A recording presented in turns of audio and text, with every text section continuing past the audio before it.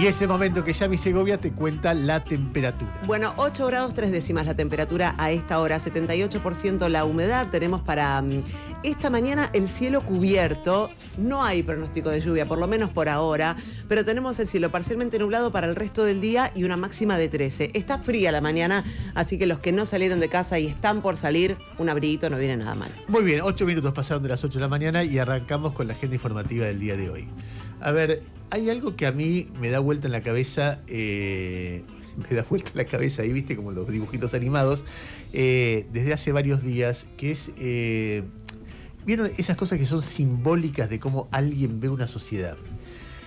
A mí me impresiona, no es que me impresiona la mirada filosófica de Milei sobre cómo se organiza un país, porque en relación a cuánto tiene que estar el Estado presente o cuánto no, es una discusión histórica dentro de qué funciona y qué no, hasta qué medida, etcétera. Es una discusión histórica que atraviesa todo el capitalismo. Lo que a mí me impacta es la aplicación directa sobre algunos puntos. Qué sé yo, cuando uno ve lo del Garrahan, por ejemplo, es algo que vos decís, che, ahí se atienden chicos muy graves y vos estás generando una tensión justo ahí. Eso no tiene nada que ver con el equilibrio fiscal, no tiene nada que ver con una idea de cuánto el Estado debe estar participando de la economía o cuánta regulación tiene que haber o cuánta librecambismo, lo que sea. Tiene que ver con otra cosa, con lo que él un día dijo: me encanta ser el topo que destruye el Estado desde adentro. Entonces, en ese contexto, el Garrahan no entra. En estos días la forma de ver eso, la forma de expresarse tiene que ver con una palabra: discapacidad. ¿El Estado debe asistir a los discapacitados o no? Eso de nuevo no tiene nada que ver con el equilibrio fiscal. Vos podés asistir bien a los discapacitados y tener equilibrio fiscal, o podés no asistirlo y tener déficit fiscal, porque el equilibrio del déficit fiscal surge de un montón de números que tiene la economía, de un montón de cosas que tiene el presupuesto. Si vos descuidas la atención a los discapacitados, no tiene que ver con una mirada macro, sino una mirada filosófica sobre cuánto el Estado debe apoyar a los débiles. En cada una de las intervenciones de Milei, diciendo hay escasez, ¿no? La ley fundamental de la economía de escasez, cuando vos ves cómo se aplica en algunos casos puntuales, ves que hay otra cosa que eso. Obvio que una ley de la economía es la escasez, que no alcanza todo para todos, porque si no sería muy fácil gobernar los países. Lo que pasa es que si para algunos alcanza mucho y para los discapacitados no alcanza nada, y vos lo único que tenés como reacción frente al planteo, che, están desfinanciando aún más ese sistema, son demagogos, son sensibleros, etcétera, lo que tenés es una visión donde, a ver, a mí siempre me viene a la cabeza las antiguas civilizaciones que a los discapacitados los tiraban al precipicio. No es lo mismo, pero casi. Hay un testimonio que recogió las redes Lu de Gonzalo Giles. Gonzalo Giles es un joven que tuvo meningitis, que como consecuencia de eso quedó con una discapacidad, por ejemplo, expresiva. Y ayer se difundía un testimonio de él respecto a lo que está haciendo el gobierno, que está hecho con un mecanismo tecnológico para que él pueda expresarse. O sea, es su voz, está armado, van a ver una especie de, ¿cómo diría?, dicción de cierto, como un sonido metálico, donde él expresa lo que piensa, lo que está haciendo el gobierno con la ley de discapacidad. Escucha. Porque nos están matando. Y no con balas, con decisiones. Con recortes, con decretos, con excusas técnicas disfrazadas de necesidad y urgencia. Porque ajustar sobre las personas con discapacidad, los jubilados, los pibes que necesitan un turno médico, un plato de comida, no es gobernar, es condenar. Y encima, se llenan la boca con la palabra libertad. ¿Libertad para quién? ¿Para el que puede pagar todo de su bolsillo? ¿Para el que no necesita rampas, ni obra social, ni un maestro integrador? No hay libertad si te dejan afuera del sistema. No hay libertad si tu única opción es sobrevivir como podés. No hay libertad si la principal figura opositora está presa y todos hacen como si nada. Queremos accesibilidad real, trabajo digno, educación sin barreras, salud garantizada. Queremos que nos dejen de ver como un costo, a reducir y empiecen a vernos como ciudadanos con derechos, con ideas, con broncas y con propuestas. Y si el sistema no nos contempla, lo vamos a reconfigurar. Porque no queremos ser el ejemplo que emociona, Queremos ser la presencia que incomoda y transforma. Es muy impactante el final, no queremos ser el ejemplo que emociona, sino la presencia que incomoda y transforma. Tal vez es difícil, pero tal vez entrevistemos a Gonzalo de alguna manera. Lo que pasa es que necesitamos mandar preguntas antes, que él mande las respuestas y construir el reportaje, porque en vivo es difícil de hacer. Pero bueno, Milei acaba de vetar la ley de discapacidad. Y el argumento es no, mientras hay muchísimas familias, muchísimos videos de gente que te dice, che, me estás dejando en la nada, no estás impidiendo que mi hijo tenga la estimulación que necesita para estar un poquito mejor, estás reventando las organizaciones donde mi pibe y mi hija se vinculaba con otros chicos parecidos, es decir, no hay motivo para hacer eso que tenga que ver con la organización de un país, sino con una concepción donde a los débiles hay que dejarlos. Lo mismo que dice la economía, a los débiles hay que dejarlos, se aplica al extremo en casos que a mí me parece que son realmente muy reveladores. Milei estuvo ayer en la Fundación Faro, que es el lugar donde se junta la gente más ideologizada del sector de Milei. Lo conduce Agustín Laje, esa fundación, que es un hombre que Milei respeta mucho y a quien nosotros hemos descrito con lujo, con mucho detalle sobre quién es el personaje, qué piensa de todo, de meter balas, de que los militares, los policías apunten directo contra los zurdos, apunten bien, le grita, lo que opina de la dictadura, de las madres Plaza de Mayo, de los homosexuales. Es una mirada de derecha conservadora extrema, y muy provocativa, la de Agustín Laje, a quien Milei elige para presidir esa fundación. Lo sorprendente es que cuando vos escuchás los discursos, al credo de Laje, a ese credo conspirativo, que hay una batalla cultural contra la izquierda que domina todo en nuestras sociedades, se van sumando no solamente Milei, sino ayer Luis Caputo. Van a escuchar lo que es el audio de Luis Caputo de ayer, que te impresiona cómo la transformación de este hombre, de un técnico, en una especie de místico, fanático, provocador, agresivo, y sobre todo con una mentalidad cada vez más conspirativa. Primero Milei, escuchen lo que dijo Milei ayer, dale. Ahora viene a decir, no se llega a fin de mes. Bueno, digo, que además convengamos que está claro que la frase, digamos, suena muy interesante, digamos, para ponerse sensiblero, ¿sí? Y es muy interesante porque si fuera cierta, ustedes tendrían que caminar por la calle y tendría que estar llena de cadáveres. Es decir, alguien se puso entonces a pensar en serio, digamos, esa pelotudez. A ver, un poquito más de Milei. El punto es que una vez que las ideas y a estos parásitos mentales le toman la cabeza, cuanto más le toman esa cabeza, el problema es que los convierten en zombies. Es decir, lo convierten en una secta, que es básicamente lo que son la secta cuca. Es decir, no importa el dato que presenten, o sea, digo, por ejemplo, ustedes le presentan el dato de inflación, dicen, no, la inflación la están mintiendo. O sea, le ponen el dato de pobreza, no, la pobreza está mintiendo. Claro, si ellos habían directamente eliminado el indicador, porque era estigmatizante.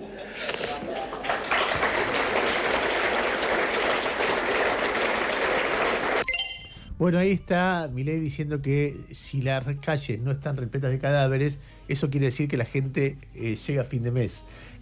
Digamos, hay otra forma de entender esto. Me da risa porque todo el tiempo es exagerado, y utiliza argumentos ridículos para explicar algo. A ver, la discusión sobre si la gente llega a fin de mes tiene que ver si, dado lo que consumía antes, consume lo mismo o no. Entonces vos decís, yo consumía 100.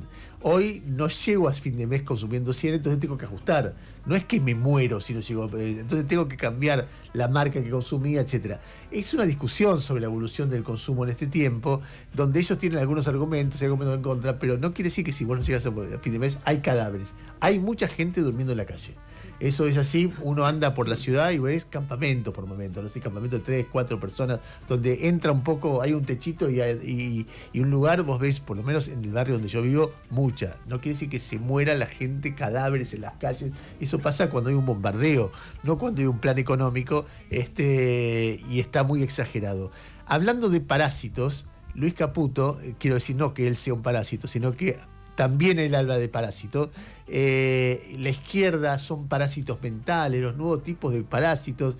Un poco zarpado Luis Caputo, escuchá. Así como no hay que descuidarse en lo económico, no hay que descuidarse en esta batalla cultural, como bien decía Axel, que le pasó a Chile mismo. Es una batalla dificilísima. Y diría que si tuviera que puntualizarla, diría, digamos, Axel lo describe muy bien en el libro, ¿no? O sea, son realmente parásitos mentales que le han inculcado a la gente y de manera mucho más sofisticada de lo que uno desde el sector, digamos, privado así puede imaginar. Mucho más sofisticada. Se fueron infiltrando, como bien se dijo, en las universidades, en los diferentes estamentos académicos, hasta en la industria del arte. Y todo fue un trabajo mucho más organizado de lo que se cree. Para hablar de parásitos mentales, tenemos un ejemplo que es Yami Segovia, cuyo cerebro fue infiltrado por parásitos mentales desde que nació. Hay un grupo de gente en un sótano de izquierda que dice, hagámosla un robot zurdo. Y viene y vos la ves venir. Hola, ¿qué tal? Soy el robot zurdo. ¿Qué pasa? ¿Escuchás a Caputo y qué te pasa? No, lo que pienso es esto que dice, se infiltraron. No habla de convivencia. Obvio, ¿no? O sea, obvio. lo que pienso es que somos una sociedad con un montón de ideas distintas, que en todo caso, bueno, uno gobierna en un momento, otro, y como que vamos ahí en el rumbo, pero la sensación de eliminar, de sacar del mapa, de extinguir, a mí me resulta fuerte y me parece que la infiltración no tiene que ver con eso. O sea, Igual a mí me encantó el robot, ¿cómo hiciste el robot zurdo? hola, ¿qué tal? Sí. Soy el robot zurdo. Bueno, en cualquier caso, hablando de gente que dice, empieza primero que además de ocuparse de la economía, hay que ocuparse de la batalla cultural. De la economía, al menos de la personal, Luis Caputo se ocupa mucho. Chequeado.com publicó en el día de ayer o antes de ayer la declaración jurada de Caputo. El primer año de gobierno, Caputo duplicó la guita que tiene en dólares. La guita declarada, no la que tiene, porque la que tiene puede coincidir con la declarada o no. En muchos casos se ha demostrado que no coincide, no digo en el de él, pero muchos funcionarios, bueno, te ponen algo formal, ocultan otra parte, etc.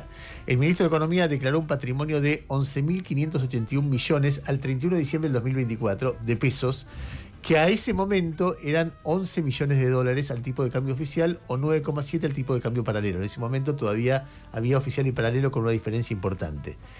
En la declaración anterior, él había declarado un patrimonio de 4.996 millones, o sea, 5,9 millones de dólares al tipo de cambio oficial y 4,8, o sea, duplicó su fortuna declarada de 5 palos a 10 palos en un año, o sea, una ganancia impresionante mientras era ministro de Economía. O sea, se ve que sus inversiones se valorizaron o en algo la pegó fuerte, porque pasó de 5 palos verdes a 10 palos verdes. Es increíble. Eso solo sería motivo para un reportaje. Explícame cómo hiciste la guita. Pero además tiene una cosa, que él se ve que cree que lo más conveniente para sus ahorros, por lo que fuere, es que estén en el exterior. Por supuesto, él va a decir, pero tengo derecho a elegir. Claro que tiene derecho a elegir, pero vos decís, bueno, yo le pido a todos que inviertan en Argentina. ¿Por qué razón, vos decís que es el casino, que jugó a la ruleta? Bueno, ¿por qué razón alguien tendría su plata en el exterior y no en la Argentina? Porque da más dividendos, porque es más segura, por alguna razón. Que el ministro de Economía diga, digamos, muestre con la forma en que él decide dónde poner la plata, que tiene 2/3 afuera, es muy impresionante en términos de qué confianza tiene en su plan, o por qué razón él piensa que afuera da más es más rentable. Cualquiera que mira esto dice, bueno, si Caputo la tiene afuera, yo no la traigo.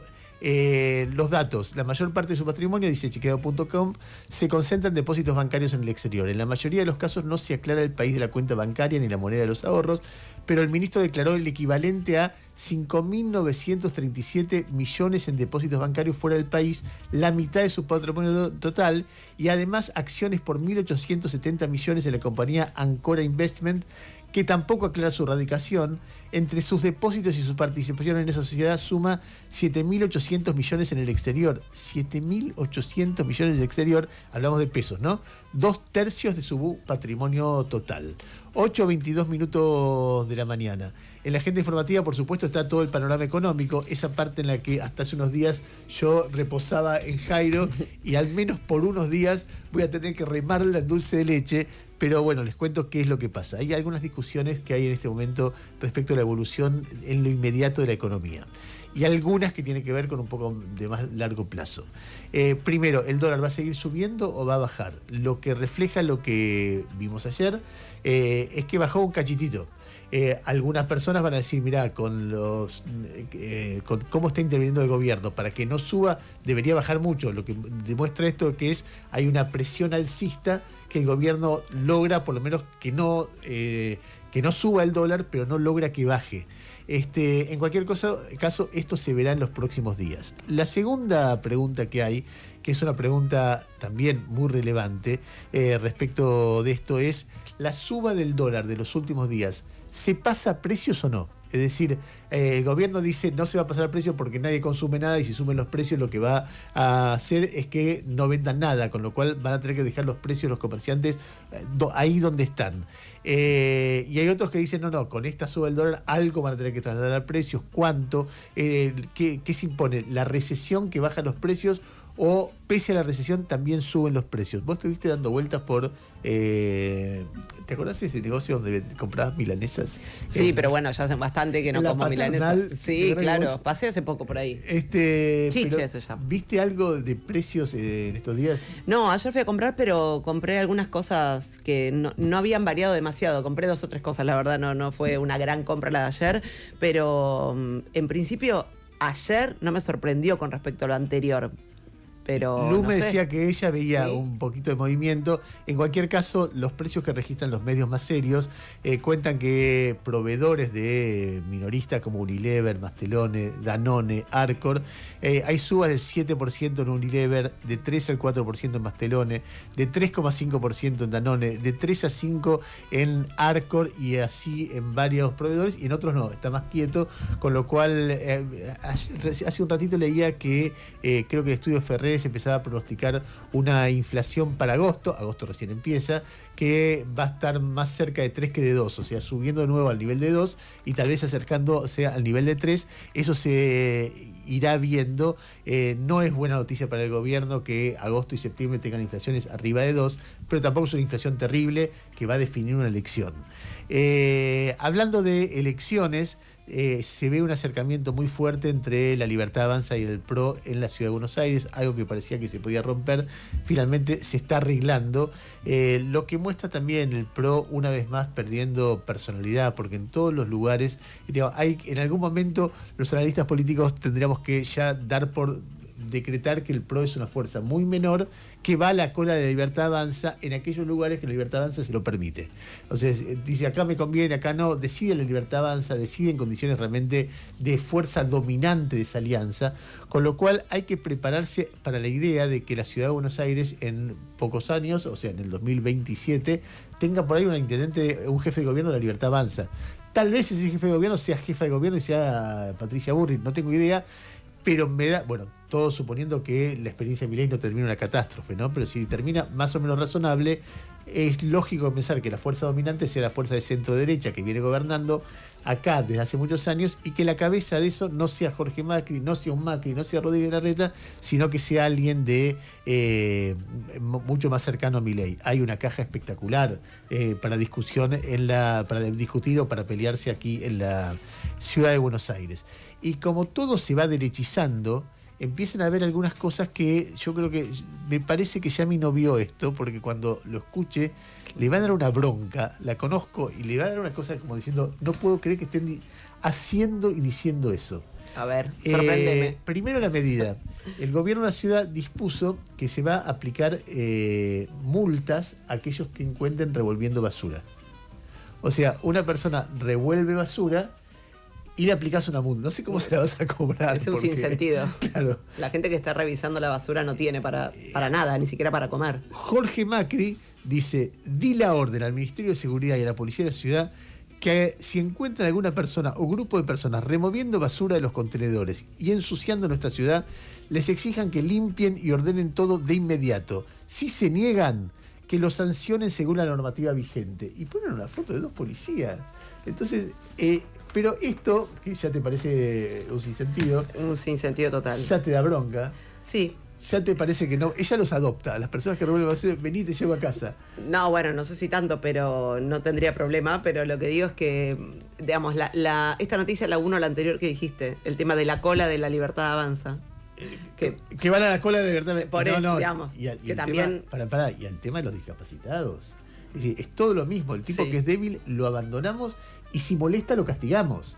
Entonces, Laura Alonso le da una vuelta más a esto, que es la vocera del gobierno porteño. Sí. Ojalá podamos hablar con ella. Y pone en negrita, esto está cada palabra pensada, hasta 900.000 pesos de multa, 900.000 multas, hay que revuelve la basura. Si te gusta hurgar la basura en la ciudad. No les gusta. Bueno, es lo que ella puso. Yo lo que te digo es, si te gusta hurgar la basura, si lo haces a disgusto, por ahí no te cobran la multa, pero si te gusta y lo haces porque te gusta, 900.000 pesos. Si leíste bien, la orden es clara, quien saque bolsas de los contenedores y deje todo tirado, limpia en el acto o lo paga caro. Se terminó la impunidad para los recicladores, entre comillas. El que ensucia, limpia o paga. El que ensucia, limpia o paga. La basura se saca de 19 a 21 de domingo a viernes para recolección de residuos de gran porte o restos de mampostería. Coordina con Boti o a través del 147. Dale, sí, tienen celu también. 900.000 pesos de multa. Quiero tu editorial, Yami, por favor. No, me parece un delirio, me parece un sinsentido. Yo creo que habla de la gente que cartonea, entiendo, que por lo que dice los recicladores, me parece que viene por ahí, pero la gente que o cartonea o revuelve la basura para buscar algo, me parece que no tiene nada, ni siquiera una casa, muchas veces no tiene ni comida, menos para pagar una multa, y no es una cuestión de elección en esta libertad de la que hablamos. Es una cuestión, me parece, de supervivencia o de intentar, no sé, vivir en este mundo. Hay algo que es como de fondo todo esto, que es, bueno, ¿un gobierno para qué está? Entonces, si vos pensás, che, yo soy un jefe de gobierno de la Ciudad de Buenos Aires, o de cualquier ciudad, y veo gente que está revolviendo la basura, ¿cuál es mi acercamiento a eso? El acercamiento es, bueno, ¿de qué manera ayudo? Es muy difícil, claro, porque por ahí para un jefe de gobierno, la gente que está revolviendo basura no es consecuencia de políticas del gobierno de la ciudad, sino en todo caso políticas macroeconómicas del gobierno nacional, o circunstancias que suceden en las sociedades. De repente, no sé, yo por ejemplo, hace un tiempo estuve en París. En París hay mucha gente durmiendo en la calle. Y creo que el municipio les reparte carpitas chiquitas. Vos ves en los arcos debajo del Sena, gente durmiendo en carpitas. Y son muchos realmente. Obviamente son sociedades mucho más ricas, pero bueno, si tu acercamiento es, no los dejo ni siquiera revolver la basura para buscar comida o para buscar restos de... Yo me acuerdo cuando vos entrevistás a gente que son cartoneros, nada, ahí hay una cuestión de vida o muerte, donde es decir, de encontrar plata. Yo salgo a cartonear, salgo a buscar algo en la basura para y la idea de perseguirlos es una idea muy de gente que nada, a los débiles los tira por el precipicio, sí, básicamente eso. Y pensaba mientras hablabas en esto, en vez de poner una foto de un policía o que la policía sea la que se acerca a esas personas, ¿por qué no ponen asistentes sociales para ver qué es lo que sucede y ver cómo podemos mejorar esa situación? A ver, en el mundo de la derecha o de la derecha más extrema, ayer hubo una noticia porque Victoria Villarruel demandó ante la justicia a Javier Negre por las cosas que publica La Derecha Diario. El que informa eso, uno de los que informó eso fue Eduardo Feynman, y lo informó de esta manera. Escuchá. Digamos, ¿quiénes son los denunciados? Los denunciados son... En la segunda. Unas cuentas en X una es son... Negre solo. Correcto. Y en la otra varios. Cuentas de ¿Quiénes Twitter. son los varios? @el pubertario, @agacha, agacha que te lamento, Nicky Márquez, Lidia Lemoyne, el trampista se ríe, pero bueno, que dice acá, el trampista, Mial Goza, todos últimos verificados de la red social referida, se ve que tiene el tilde azul. Estos son todos los que, según ella, tienen una campaña de amenaza, hostigamiento, etcétera, etcétera, que van contra la figura de la vicepresidencia de la Nación. Hace poquito tiempo, La Nación publicó un informe sobre la derecha diario con el subtítulo "Así es el periodismo que no odia a Milei. Militancia libertaria, insultos y datos sin rigor". Y entonces reflejaba las barbaridades, porque la mayoría de la gente que no forma parte de ese mundo no lee la derecha diario. Es un medio para provocar a gente que piensa distinto de gobierno, para insultar y al mismo tiempo para alimentar el odio de los propios. A ver, hay distintas formas de entender la batalla política o la batalla cultural o la batalla de ideas. Una forma es argumentar sin agredir y tratando de convencer a quien está escuchando de que tu idea es mejor que la otra. Mejor todavía si escuchás al que argumenta en contra tuyo, porque tal vez te convence a vos y te hace tu idea más completa, más sofisticada, etc. Yo creo en ese tipo de cosas. No quiere decir que uno no le corra sangre en la vena, no quiere decir que alguna vez uno no se zarpe ironizando o jodiendo sobre otros, pero como criterio básico, como criterio general, en lo que me parece que enriquece una sociedad es la idea de compartir ideas, discutirlas, pensarlas juntos, etc. A veces a los gritos, a veces a las puteadas, pero siempre pensando que tiene que haber un vínculo ahí. Otra forma de entenderlo es la de la derecha diario, que es todo el tiempo insultar. Insultar, poner adjetivos, molestar, mentir descaradamente. Y me parece que hay dos formas que tienen que ver muy profundamente cómo pensás una sociedad con eso. Si vos pensás que con el otro podés convivir, un poco lo que dijo Yami hace un rato, o vos lo que podés pensar es que el otro es un parásito, un tipo que hay que pasar por encima, hay que humillar, hay que insultar todo el tiempo, etc. En el informe que hizo La Nación sobre la derecha diario, que ahora está demandada por Victoria Villarruel, bueno, a Victoria Villarruel la llaman la traidora Villarruel todo el tiempo, a Nicolás del Caño el avejentado porrero Nicolás del Caño, a Pedro Rosenblatt el cornudo Pedro Rosenblatt, a Lali Espósito, la cantante kirchnerista que financió toda su carrera con el IVA de la comida de los niños pobres de toda la Argentina. Yo tengo, títulos sobre mí, por ejemplo, la semana pasada, el viernes, yo conté que terminaba Que no panda el cúnico, el programa que hacíamos con Noé Barral Grigera en la tarde. Ese programa tiene una historia que es distinta al resto de los ajustes que hizo la radio, porque es un programa que la radio me pide a mí que haga, tratando de incrementar mi presencia en la programación. Y yo lo acepto, no las 2 horas que me pedían, sino 1 hora, porque me parecía que había que poner el hombro en un momento de transición. Y bueno, cuando se hace la reconversión, ese programa, en parte por necesidad mía, que estaba realmente muy cansado, se levanta para concentrar el esfuerzo a la mañana. Y conté eso, más o menos, que se levantaba el programa, etcétera. No que me echaban de la radio, porque claro, de hecho no me echaban de la radio, porque si no ustedes no estarían escuchando que estoy al aire. El título fue "Se festeja como un gol". Echaron de la radio al periodista kirchnerista Ernesto Tenenbaum, que defiende la pornografía infantil. O sea, era una fake news por palabra, más o menos. Era una capacidad de hacer fake news. Y así lo ves todo el tiempo. Cada vez que yo miro, porque como es el periódico, la prensa a la que le gusta a Milei y la que retuitea a Milei, digo, a ver en qué están estos tipos. Uy, no puede ser que esté publicando esto una y otra vez. Por ejemplo, había, entre las cosas que contaba la Nación en esta investigación que hicieron, contaban que en Chile se cambió la manera en que se mide la pobreza. Y hay un índice nuevo, no importa cuál. Por el índice nuevo, la pobreza aparece como más que duplicada en Chile en los últimos años, pero no es que se aumentó la pobreza, sino que cambió la manera de medirla. El título de la derecha diario era "Esto es el comunismo, sube la pobreza en Chile". Y cuando vos comparabas con el mismo índice, el nuevo o el viejo, lo que había pasado con la pobreza había bajado. Pero ellos hacían la trampa después. Publican una noticia que es: Donald Trump difundió un video donde arrestaban a Obama. Pero era un video claramente fake, difundió un video fake. Lo que era la noticia era que Trump difundió un video fake de la detención de Obama justo en el momento que se discutía su vínculo con Jeffrey Epstein. Pero ellos ponían como si Obama hubiera sido preso. Y así, una y otra y otra. A ver, la prensa tiene información errónea, información equivocada a veces. No es que es perfecta, claramente no. Pero esto es nunca vi una cosa que tan deliberadamente lo que busque es meter noticias claramente falsas. Ahora, en el mundillo de ellos se creen esas cosas, porque yo he recibido mensajes de varios dirigentes libertarios diciendo, che, ¿qué pasa? Te echaron de la radio, te mandamos mi solidaridad. Hay algunos con los que hablo, no voy a decir quién para no comprometernos, pero algunos importantes. Y estaban convencidos que me habían echado. O sea, todo es una construcción que es falsa, mentirosa. En cualquier caso, Villarroel les hizo juicio y veremos cómo eso evoluciona. En la agenda informativa, finalmente, aparece Jair Bolsonaro. La justicia brasileña, pese a la presión que recibe de Donald Trump, está siendo realmente muy dura con Bolsonaro. Primero lo procesó, después le quitó los derechos políticos a presentarse como candidato, después le puso una tobillera electrónica y ahora le pone prisión domiciliaria con limitaciones muy fuertes para la actividad política. Por ejemplo, no puede hacer intervenciones en las redes sociales, sino es castigado con prisión más dura. Esto es realmente muy fuerte, ¿verdad? Es el principal líder de la oposición.